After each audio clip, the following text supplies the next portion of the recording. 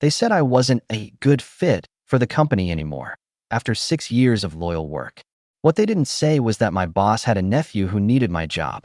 I left quietly, but I wasn't done. What happened next turned the entire company upside down, starting with my plan. My name's Ryan, and when I say I gave everything to my job, I mean it. Late nights, working through weekends, covering for other people, going above and beyond. Every cliche about being the perfect employee, that was me.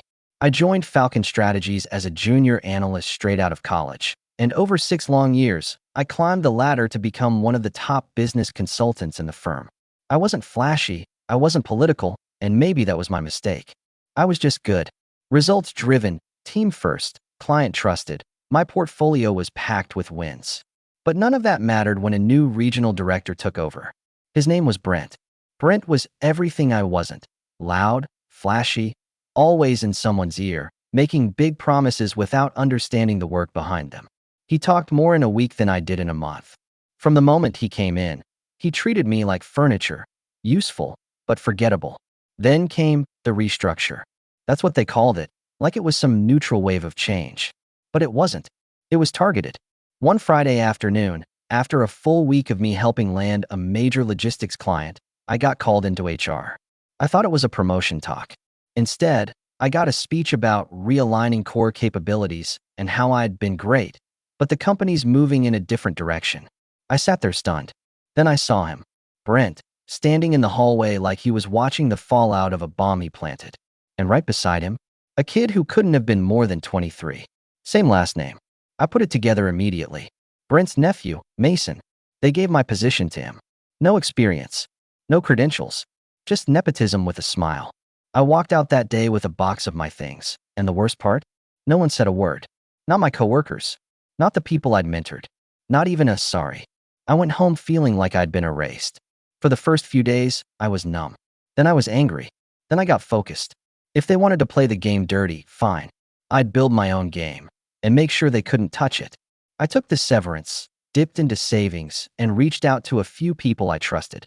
Ex-clients, former colleagues who had left on good terms, and a couple of quiet investors who'd always said, "If you ever start something on your own, let me know." Within 3 months, I launched Nova Consulting. Lean, agile, fully remote, and cutting edge. No bureaucratic nonsense. No nepotism. Just results. We started small, 2 consultants, a graphic designer, and a shared Slack channel. But the magic was real. Clients came in from word of mouth.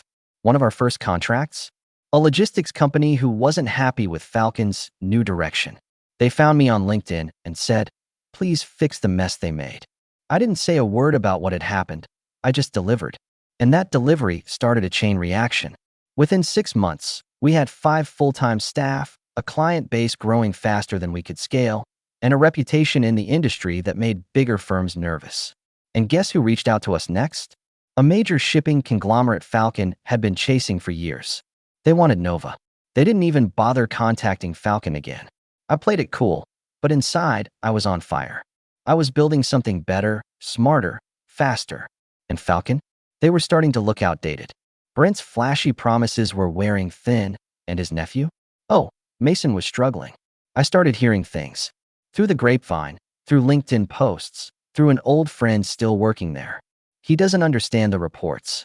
He keeps pushing junior staff to do his work. Brent's covering for him, but it's obvious. That's when the perfect opportunity fell into my lap. We were expanding fast, and I needed interns to help with research, analytics, and client prep. I put out an open listing. Guess who applied? Mason, the same kid who took my job. Either he didn't recognize my name, or he didn't care. Maybe he thought I wouldn't remember. But I remembered everything. His interview was scheduled on a Tuesday morning. I didn't cancel. I didn't confront. I let it happen.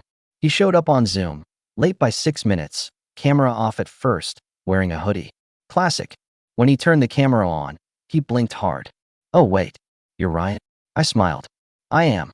And you're Mason. Brent's nephew, right?" He looked nervous. "Yeah. I didn't realize that you'd be interviewing with the guy you replaced." "Don't worry. I don't take it personally." I lied. He fumbled through the rest of the call. Unprepared. Vague answers. Couldn't explain what KPIs meant. At the end, I thanked him for his time and said we'd be in touch. He probably thought that was the end of it. But I hired him. Oh, I hired him. Not out of pity, not to teach him, but because I had a lesson to give, one he wouldn't forget. Day 1. He showed up 2 hours late to our onboarding session. Sent a quick, Slack message like it was no big deal. I didn't react. I welcomed him, gave him a mild task, pulled data from a client portal and organized it into a simple spreadsheet. He missed the deadline by 2 days. Sorry, I got confused about the login, he said. I gave him another chance. Then another. He kept slipping, kept thinking no one noticed. But I was documenting everything. Every missed assignment. Every weak excuse. Every careless message. And I started scheduling check-ins. Group meetings, one-on-ones, performance reviews. Always polite. Always public. I asked him things I knew he couldn't answer, just to see the panic in his eyes. Other interns, sharp, focused, driven, started pulling ahead. Fast. Mason fell behind, hard. Eventually, he started showing up early, desperate to catch up. But the damage was done. He'd already burned his image. To the team, he was the weakest link. I even caught him asking another intern to help him with a task that was basically doing it for him. I didn't scold him. I called a meeting instead. Team-wide. Let's talk about accountability, I said. And I used his exact mistake, anonymized, but obvious, to make a point. After that, he stopped trying to cheat his way through. Because everyone knew. Meanwhile, Nova Consulting landed a major deal. A merger consultancy between 2 tech firms. Falcon had been competing for the same contract.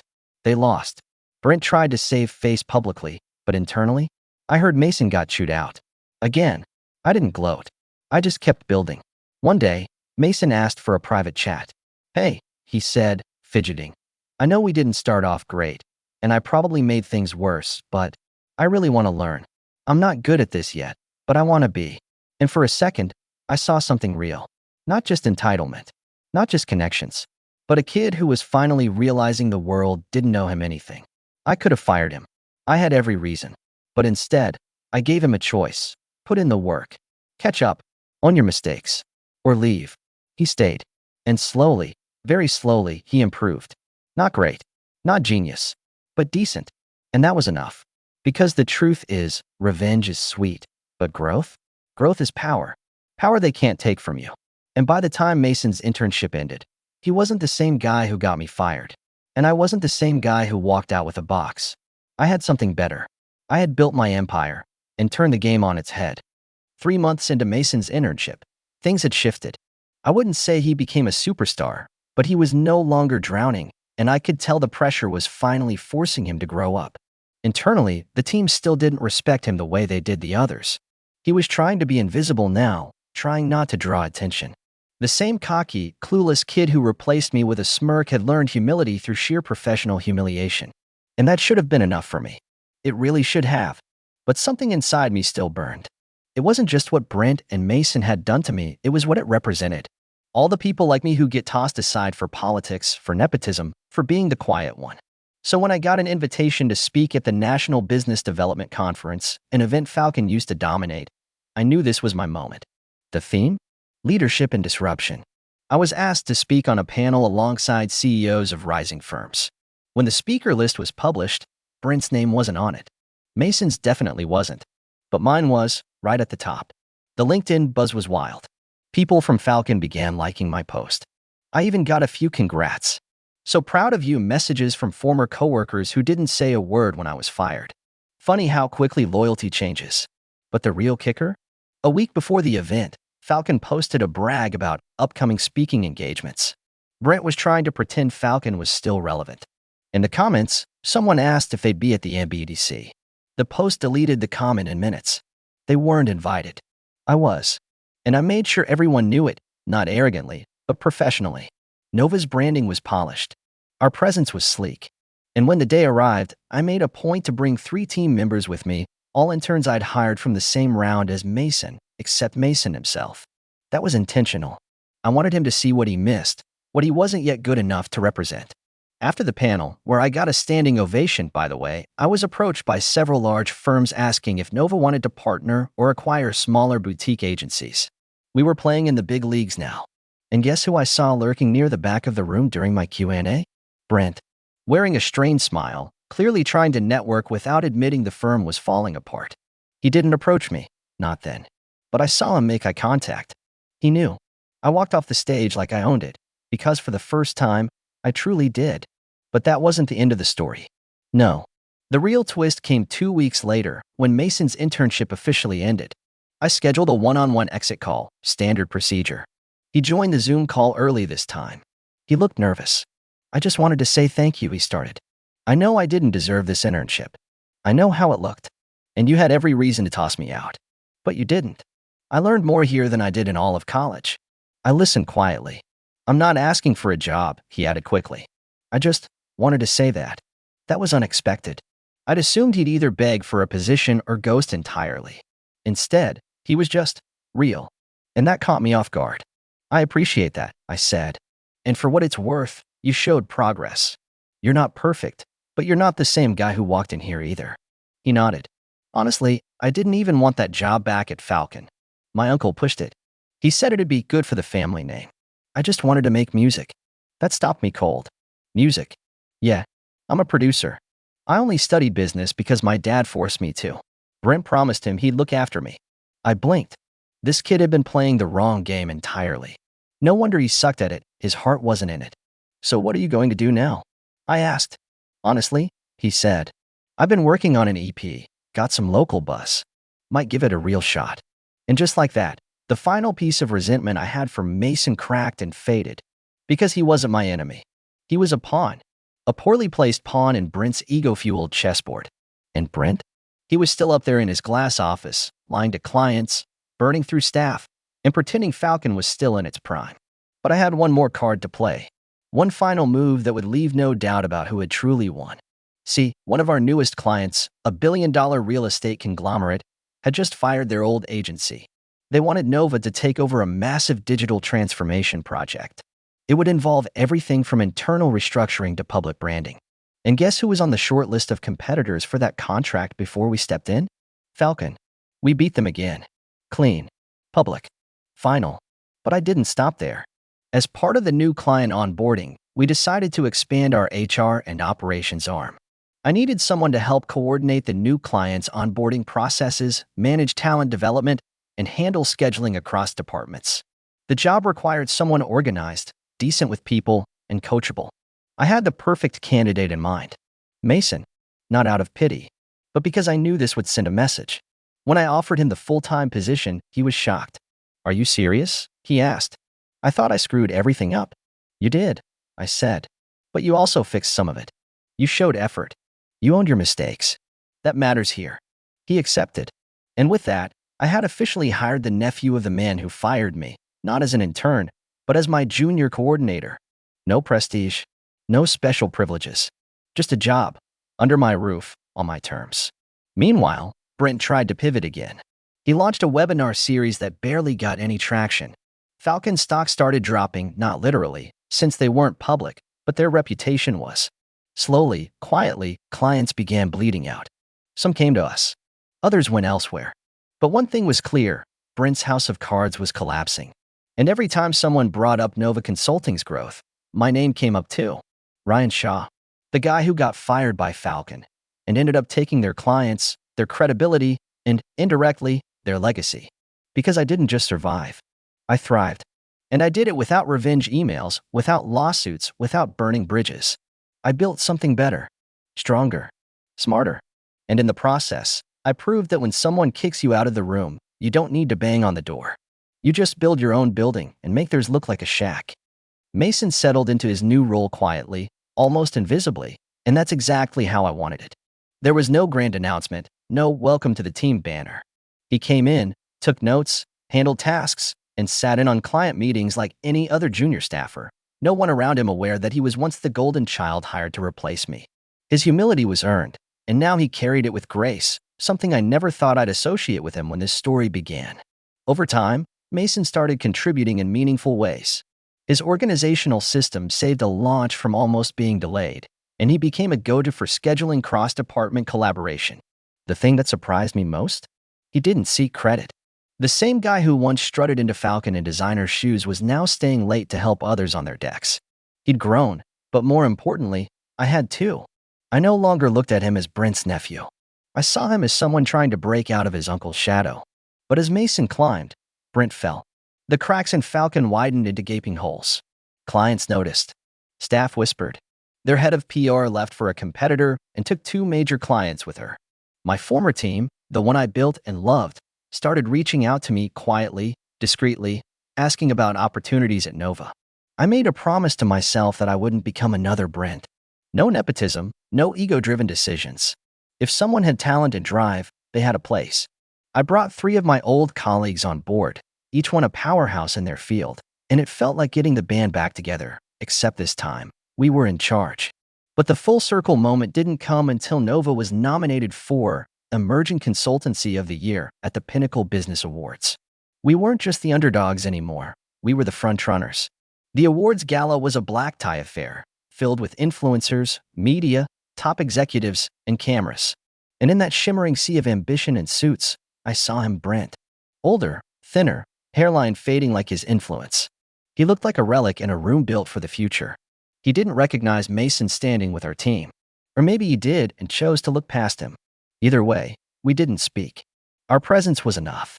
During the event, Nova was called to the stage for Best Client Transformation Campaign, a project that had started with a single cold email I sent from a shared workspace a year ago. I walked up, heart thudding but steady, and took the mic. We built Nova to be more than a consultancy, I said. We built it as proof that when good people get pushed out, they can build something even better on the outside. This one isn't just for our team, it's for everyone who's ever been told they weren't enough. We are. The room erupted in applause. I looked over at my team, my real team, and caught Mason clapping the hardest. He wasn't just my intern anymore. He was part of the story, and in his own strange way, part of the redemption arc. The next day, Nova's social media exploded. Clients, competitors, and even industry journalists wanted to know more about us. We got invited to exclusive pitch decks, multi-million-dollar project proposals, and even had a feature lined up with Forbes' small business column. It was everything I dreamed of when I was sitting jobless and humiliated months ago. That's when I got the email. Subject line, coffee. It was from Brent. No greeting, no signature. Just one word. Part of me wanted to delete it, move on, pretend he didn't exist. But the other part, the one that remembered the sting of being tossed aside for a family favor, wanted closure. I replied, sure. Tuesday, 3 p.m. We met at a neutral cafe downtown. Brent showed up in a blazer that didn't quite fit and eyes that looked like they hadn't slept properly in weeks. He got straight to the point. Falcon's struggling, he admitted. We've lost 5 major clients. And frankly, we need someone to consult on a restructure. I nearly choked on my espresso. This man, who fired me without warning to give his unqualified nephew my seat, was now sitting across from me asking for help. Why me? I asked. Because everyone else already said no, he replied. And because, despite everything, you were good. Damned good. I leaned back in my chair. You want me to fix what you broke? He didn't speak. He didn't have to. I knew the answer. Here's the deal, I said. I'll take a look at Falcon's numbers. I'll give you one proposal. If you follow it, maybe, you survive. But I won't come work for you. And Nova doesn't merge, partner, or sell. Ever. His jaw clenched. You've made your point. No, I said calmly, I've made my legacy. I stood, left him the bill, and walked out. It was never about revenge. It was about building something so undeniable that even your enemies have no choice but to acknowledge it. Back at Nova, Mason had been promoted to team lead for onboarding and talent development. He was thriving, not because of who he was related to, but because he finally discovered who he was becoming. He even invited me to his first music release party. I went. It was small, raw, honest, just like him now. Watching him perform, I realized something profound. Sometimes the best revenge isn't about destroying someone else. It's about becoming someone so great, so undeniable, that the world remembers your name, while they forget the people who tried to erase it. And that's exactly what happened. Brent faded. Falcon folded within the year. And Nova? We rose higher than I ever imagined. All because one man tried to knock me down, and I chose to rise instead. Thanks for watching my story. If you enjoyed it, make sure to hit that like button, subscribe for more insane true stories, and turn on notifications so you never miss an epic twist like this one.